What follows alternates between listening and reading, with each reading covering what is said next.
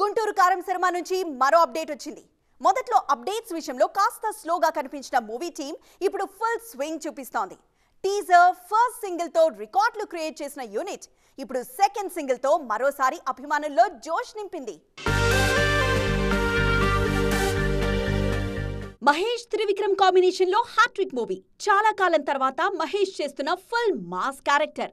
ఇలా గుంటూరు కారం సినిమాలో చాలా స్పెషాలిటీస్ ఉన్నాయి.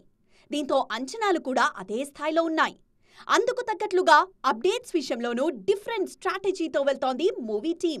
టీజర్ తోనే సినిమా కంటెంట్ విషయంలో ఫుల్ క్లారిటీ చేసిన గురూజీ టీం ఫస్ట్ సింగిల్ తో అదే వైబ్ ను కంటిన్యూ చేసింది. ముందు నుంచి చెప్తున్నట్లుగా ఊరం మాస్ మూవీలో ఉండాల్సిన అన్ని ఎలిమెంట్స్ సినిమాలో పక్కాగా ఉన్నాయన్న సిగ్నల్ ఇచ్చింది.